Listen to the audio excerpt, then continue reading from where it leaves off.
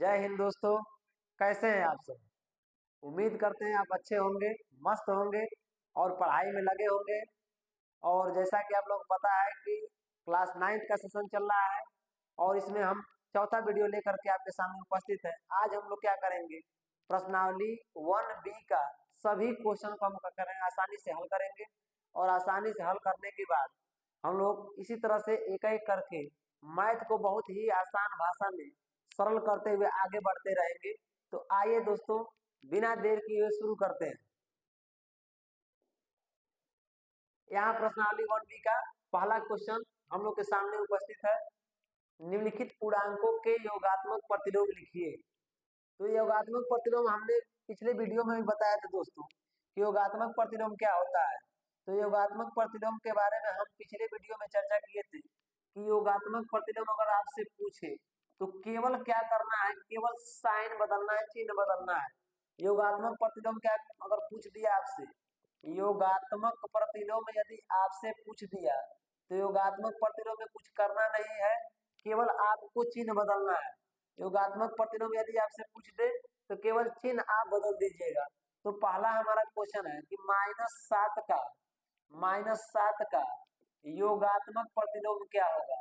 तो -7 का योगात्मक प्रतिलोम की यदि हम बात करें तो -7 का योगात्मक प्रतिलोम क्या हो जाएगा, साइन इसका बदल दीजिए तो क्या हो जाएगा, ये हमारा +7 हो जाएगा दोस्तों। क्या हो जाएगा, +7। प्लस नहीं भी लिखेंगे तो कोई दिक्कत वाली बात नहीं है।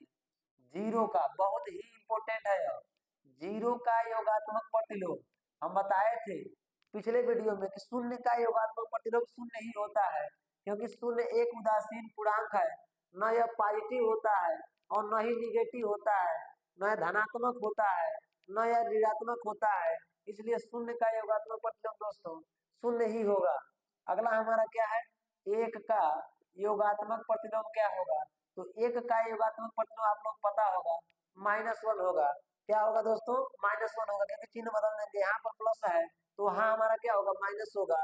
अगर पूछा है हमारा -a+b का योगात्मक प्रतिलोम क्या होगा, तो आप लोगों को पता होगा -a+b का योगात्मक प्रतिलोम क्या हो जाएगा, प्लस में a+b हो जाएगा। यह हमारा योगात्मक प्रतिलोम आप लोगों को पता हो गया होगा। हम लोग को जानकारी है कि केवल योगात्मक प्रतिलोम में साइन बदल देते हैं, जिससे हमारा योगात्मक प्रतिलोम आसानी से निकल जाता है। तो अगले क्वेश्चन की तरफ देखते हैं दोस्तों। नेक्स्ट क्वेश्चन क्या है हमारा कि वितरण नियम से 15 × 32 का मान ज्ञात कीजिए। डायरेक्ट हमको इसको गुणा नहीं करना है, कुछ संकेत दे दिया है, इसको हम लोग क्या करना है, वितरण नियम की सहायता से हल करना है। तो वितरण नियम क्या है, वितरण या बंटन नियम क्या है। जैसे में देखिए, a गुणे ब्रैकेट में दे दिया हो b+c, और इसको हमको वितरण नियम से क्या करना है। वितरण नियम का मतलब होता है एक बार a के साथ गुणा b के साथ, a का गुणा किसके साथ, b के साथ, एक बार a का गुणा किसके साथ, c के साथ, तो एक बार a का गुणा हो गया हमारा c के साथ। इस नियम को हम लोग क्या कहते हैं, वितरण या बंटन नियम। इसे हम लोग क्या कहते हैं, वितरण या बंटन नियम बोलते हैं दोस्तों, वितरण या बंटन नियम बोलते हैं। इसी नियम से क्या करना है, 15 × 32 को हल करना है। तो आप लोग पता होगा 15 × 32 को डायरेक्ट गुणा न करके इसको हम लिख सकते हैं 15 गुणे ब्रैकेट में लिख सकते हैं 30 प्लस में 2। कैसे, क्योंकि 30 और 2 को जोड़ेंगे तो 32 ही होगा। तो आप इसको जरा हल करिए।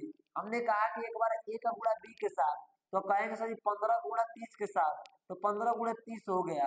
प्लस में आप कहेंगे सर जी a का एक बार c के साथ गुणा किए हैं, तो हमने 15 का एक बार 2 के साथ गुणा कर दिया। तो जब गुणा करेंगे तो इन दोनों को एक साथ गुणा कर लीजिए। 15 दिए कितना हो जाएगा 45, एक शून्य लगा देंगे। अब 15 दूनी कितना हो जाएगा 30, दोनों को जोड़ेंगे तो हमारा 480 निकल करके आ जाएगा। ये हमारा क्या होगा, फाइनल आंसर हो जाएगा। उम्मीद करते हैं दोस्तों समझ में आ रहा होगा। नेक्स्ट क्वेश्चन हमारा क्या कर रहा है, नेक्स्ट क्वेश्चन, धन पूर्णांकों में एक उदाहरण से दर्शाइए कि योग की संक्रिया पर योग का वितरण नियम क्या है, असत्य है। तो योग का पहले वितरण नियम समझ लेते हैं क्या है। तो हम आसानी से क्या करेंगे, सॉल्व करेंगे उदाहरण लेकर के। तो योग का वितरण नियम क्या है, जैसे में a प्लस में क्या है, ब्रैकेट में b प्लस में क्या है, c है, और बराबर में क्या है। जब हम एक बार a के साथ b को जोड़े तो a प्लस b लिखेंगे, और एक बार a के साथ c को जोड़े तो यह हमारा प्लस में हो जाएगा a प्लस में c। क्या यह दोनों आपस में क्या होंगे, इक्वल होंगे कि नहीं होंगे। यही हमें पता करना है। तो हम पता कर लेते हैं, ए के स्थान पर कोई मान ले लिया जाए, ए और बी और सी के स्थान पर कोई मान लिया जाए। तो ए के स्थान पर मान लीजिए हम 2 ले लिए, बी के स्थान पर हम 3 ले लिए, सी के स्थान पर हम 4 ले लिए। मान को जरा इसमें पुट करिए, तो ए के स्थान पर हम 2 रख दिए, बी के स्थान पर हम 3 रख दिए, सी के स्थान पर हम 4 रख दिए, बराबर में ए के स्थान पर 2, बी के स्थान पर 3, प्लस में ए के स्थान पर 2, सी के स्थान पर 4। जब यह मान पुट करेंगे तो जरा जोड़िए इसको, तो यह हो जाएगा 2 प्लस 4 3 कितना होगा हमारा 7 हो जाएगा। इधर जोड़ेंगे तो 3 2 5 होगा, प्लस में 4 2 6 होगा, 7 और 2 जोड़ेंगे तो इधर 9 हो जाएगा, 6 5 जोड़ेंगे तो इधर क्या हो जाएगा 11 हो जाएगा। क्या दोस्तों यह आपस में बराबर है? तो आपका आंसर जी बिल्कुल बराबर नहीं है। तो जब बिल्कुल बराबर नहीं है तो हम कह सकते हैं कि धन पूर्णांकों में उदाहरण, धन पूर्णांकों में योग की संक्रिया पर जो वितरण नियम होता है हमेशा असत्य होता है। योग का जो वितरण नियम होता है, योग का वितरण नियम, योग के वितरण नियम क्या होते हैं? वो असत्य होते हैं। योग के वितरण नियम क्या होते हैं? हमेशा असत्य होते हैं। तो किस पर सत्य होते हैं यो तो पूछ देगा कि बताइए कि योग के वितरण नियम पर जब असत्य है योग का वितरण नियम, तो किस पे असत्य माना जाएगा? तो हमेशा ध्यान रखिएगा दोस्तों, जो वितरण नियम है हमेशा गुणा की संक्रिया पर, जो वितरण नियम है यह गुणा के संक्रिया पर, किसकी? गुणा की संक्रिया पर यह वितरण नियम क्या माना जाएगा? हमारा सत्य माना जाएगा। गुणा की संक्रिया पर वितरण नियम क्या होगा? हमारा सत्य होगा। वितरण नियम क्या होगा? वितरण नियम हमारा क्या हो जाएगा? सत्य होगा। क्या होगा? सत्य होगा। इस चीज को बस दिमाग में बैठा कर रखिएगा। सही, कैसे आप जान जाएंगे कि वितरण नियम सत्य होगा? कैसे, देखिए जरा, ये हमने लिख दिया, सॉरी, हम लोग संख्या लेकर के चेक करते हैं। संख्या लेकर के चेक करेंगे तो हमने 2 लिख दिया, गुणे में ब्रैकेट में 3 धन 2 लिख दिया। अब इसको जरा देखिएगा, इसको जरा हम हल करें तो यह हो जाएगा हमारा 2 गुणे 3 के रूप में, फिर प्लस में 2 गुणे 2 के रूप में। अब इसको हल करिए जरा, तो इसको हम 3 2 जोड़ेंगे तो 5 हो जाएगा। अब 5 गुणा 2 के साथ कराएंगे तो 10 होगा। इधर देखिए 3 2 6, 3 दूना 6 हो जाएगा, इधर 2 दूना 4 हो जाएगा, 6 4 जोड़ेंगे तो कितना हो जाएगा? 10। क्योंकि गुणा की संक्रिया पर वितरण नियम क्या होता है? सत्य होता है। लेकिन हमेशा योग की संक्रिया पर वितरण नियम क्या माना जाता है? असत्य माना जाता है। इस चीज को बस दिमाग में रखिएगा। बस यह क्वेश्चन हमारा समाप्त हुआ। अगला क्वेश्चन हमारा क्या कह रहा है? दर्शाइए कि पूर्णांकों में योगात्मक नियम क्या होते हैं? अद्वितीय होते हैं। क्या होते हैं? अद्वितीय। अद्वितीय का मतलब क्या होता है दोस्तों? अद्वितीय का मतलब होता है कि कोई दूसरा समान इसके नहीं होगा। तो हम इसको समझते हैं, माना ए कोई पूर्णांक है, माना माना ए कोई पूर्णांक है, या ये कोई धन पूर्णांक मान लीजिए। ए कोई हमारा क्या है? धन पूर्णांक है, धन पूर्णांक है। तथा तथा बी भी कोई धन पूर्णांक है, बी भी कोई धन पूर्णांक है। तो मान लीजिए ए कोई धन पूर्णांक है और बी कोई धन पूर्णांक है। तो वह कह रहा है कि जितना ए प्लस बी होगा उतना ही हमारा बी प्लस ए होगा। क्या यह बात सत्य होगी? इसको हम लोग उदाहरण से चेक कर सकते हैं। अगर यह दोनों पक्ष आपस में बराबर होंगे तो हम कह सकते हैं योगात्मक नियम क्या होता है? पूर्णांकों में अद्वितीय होता है। तो चेक कर लीजिए, ए के स्थान पर हम कोई भी मान ले ले, 5 ले लिए, बी के स्थान पर कितना ले लिए? हम 6 ले लिए। तो ए के स्थान पर जब हम 5 रख दिए, अब बी के स्थान पर जब हम 6 रख देंगे, तो बी के स्थान में यहाँ पे 6 और ए के स्थान पर हम 5 जब रख देंगे तो 6 5 इधर भी 11 होगा और 6 5 इधर भी 11 होगा। क्या यह दोनों पक्ष आपस में बराबर है? सर बिल्कुल बराबर है। जब बराबर है तो हम कह सकते हैं योगात्मक नियम क्या होगा? पूर्णांकों में अद्वितीय होगा। दोस्तों समझ में आ रहा होगा? बहुत बच्चे कह रहे हैं हमें समझ में नहीं आ रहा है। समझने का प्रयास करिएगा। जब जितना ही समझेंगे उतना ही आपके लिए बेहतर होगा।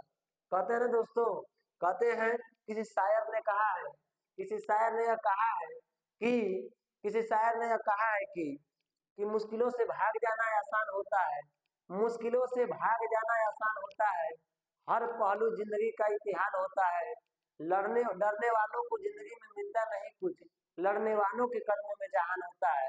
तो बिल्कुल आप डरिएगा नहीं, एकदम साथ में हमारे रहिए, लगे रहिए। हम वादा करते हैं आपको गणित सिखा कर रहेंगे। आप बिल्कुल उम्मीद मत छोड़िएगा दोस्तों। मैं हूँ, आप हैं, आपकी मेहनत हमारी मेहनत, दोनों लोग एक साथ मिल करके जब हम प्रयास करेंगे तो कोई ऐसा सवाल नहीं जो हम लोग को हिला दे और आपको डगमगा दे। आप संघर्ष के साथ रहिए। बढ़ते अगले क्वेश्चन की तरफ। अगला हमारा क्वेश्चन क्या है? अगला हमारा क्वेश्चन है, नेक्स्ट हमारा क्वेश्चन क्या कह रहा है, निम्नलिखित संख्याओं में से धन पूर्णांक छांटिए। तो धन पूर्णांक हम बता चुके हैं, पूर्णांक किसे कहते हैं? तो पूर्णांक हमारा क्या है? तो पूर्णांक आप लोगों को पता है, पूर्णांक आप लोग पता है कि तीन प्रकार के पूर्णांक होते हैं। एक हमारा धन पूर्णांक होता है, एक हमारा क्या होता है? धन पूर्णांक होता है। दूसरा हमारा ऋण पूर्णांक होता है। क्या होता है दोस्तों? ऋण पूर्णांक होता है। और तीसरा हम बताए थे उदासीन पूर्णांक। इसके बारे में बताए थे, उदासीन पूर्णांक के बारे में बताए थे। तो अगर आपको उदासीन पूर्णांक इसके बारे में जानकारी नहीं है, मतलब आप हमारा पिछला वीडियो देख करके नहीं आए हैं, फिर भी हम यहाँ पे आपकी चर्चा हम कर दे रहे हैं। यहाँ पे धन पूर्णांक का मतलब धन वाली संख्या है, जैसे में 1 2 3 4 इस तरह से अनेक तक संख्या आ जाएगा नंतर। ऋण पूर्णांक मतलब निगेटिव संख्या है, -1 -2 -3 इस तरह से संख्याएं जो होंगी हमारी क्या होंगी? ऋण पूर्णांक। उदासीन पूर्णांक में हम बताए थे कि शून्य एक ऐसा संख्या है जो हमारा क्या है? उदासीन पूर्णांक है। न यह पॉजिटिव होता है और न ही यह निगेटिव होता है, यह उदासीन रहता है, इसलिए इसका नाम है उदासीन पूर्णांक। अब इसमें से छांटना है दोस्तों कि कौन धन पूर्णांक होगा, तो छांटिए जरा। तो 8 - 6 पहला हमारा है 8 - 6। ये बताइए 8 में से 6 घटाएंगे तो 8 में 6 घटाएंगे 2 आएगा, और 2 हमारा क्या होगा? धन पूर्णांक होगा कि ऋण पूर्णांक होगा? सर जी बिल्कुल आप सही बोले हैं, क्योंकि आगे हमारा प्लस दिखाई नहीं दे रहा है तो ऋण पूर्णांक होगा। अरे दोस्तों आगे प्लस नहीं दिखाई दे रहा है, तो आप यहाँ पर प्लस छिपा हुआ है, आप उसको जरा ध्यान से देखेंगे तो अनुभव होगा कि यह हमारा क्या है? यह हमारा धन पूर्णांक है। आप थोड़ा सा गौर करते नहीं है और गलत आंसर मार देते हैं। यह हमारा क्या होगा? यह हमारा धन पूर्णांक होगा। क्या होगा दोस्तों? धन पूर्णांक होगा। दूसरा हमारा क्या है? कह रहा है 2 - 5। आप खटाक से क्या करेंगे? 5 में से 2 घटा के 3 लिख देंगे। जरा चिन्ह को भी देखिए, माइनस वाली संख्या बड़ी है, प्लस वाली संख्या छोटी है, तो हमेशा बड़ी संख्या में से छोटी संख्या को माइनस करते हैं। तो बड़ी में से जब 2 को माइनस करेंगे तो हमारे यहाँ -3 आएगा, और -3 आने का मतलब कौन सा पूर्णांक होगा? तो कहेंगे सर जी आप यहाँ ऋण पूर्णांक दिख रहा है, तो सही में वास्तव में यह ऋण पूर्णांक है, इसमें कहने वाली बात नहीं दोस्तों, ये हमारा सच में ही ऋण पूर्णांक है। अगला हमारा क्या कह रहा है? 1 भागा में क्या दे रहा है? 3 दे रहा है। 1 भागा में 3 दे रहा है। ये बताइए प्लस में होगा कि माइनस में होगा? तो 1 में जब हम 3 से भाग देंगे तो धनात्मक होगा। कैसा मान आएगा? धनात्मक ही होगा। इसे हम लोग धन पूर्णांक बोलेंगे। क्या बोलेंगे दोस्तों? इसको हम लोग धन पूर्णांक ही बोलेंगे। ये हमारा धन पूर्णांक है। अगला हमारा क्या है? -3 इंटू में -4। जरा बताइए कि माइनस का गुणा माइनस में करेंगे तो क्या आएगा? प्लस आएगा। माइनस गुणा माइनस में करेंगे तो क्या आएगा? प्लस आएगा। 3 का गुणा 4 में करेंगे तो कितना आएगा? 12 आएगा। बताइए धन पूर्णांक के ऋण पूर्णांक? बिल्कुल सही जवाब, धन पूर्णांक ही होगा। धन पूर्णांक ही होगा। क्या होगा? धन पूर्णांक ही होगा। एकदम उड़ा दीजिए गर्दा, कोई दिक्कत वाली बात नहीं है, एकदम समझ में आ रहा होगा। 8 भागा 2 दिया है अगला, 2 से जब भाग देंगे, 2 से जब भाग देंगे 8 को, तो 2 चौके 8, 4 बार जाएगा भाग, और 4 हमारा क्या है? हम देख रहे हैं कि आगे धन होगा तो धन पूर्णांक होगा। क्या होगा दोस्तों? ये हमारा धन पूर्णांक होगा। अगला हमारा क्या है? यहाँ पर दिया है -5, और क्या दिया है? ×3। क्या दिया है दोस्तों? ×3 बराबर में क्या होता है? -15।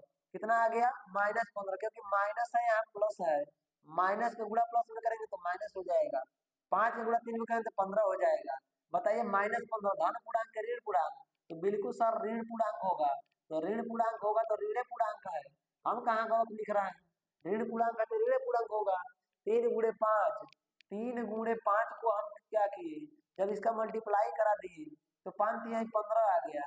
यहाँ पे तो कोई चिन्ह दिख ही नहीं रहा, कुछ नहीं दिख गया तो मतलब धन पूर्णांक, कुछ भी नहीं दिखा तो मतलब क्या होगा? वो धन पूर्णांक होगा, एकदम बिल्कुल धन पूर्णांक होगा। इस तरीके से हम इस क्वेश्चन को आसानी से क्या कर लिए? सॉल्व कर लिए।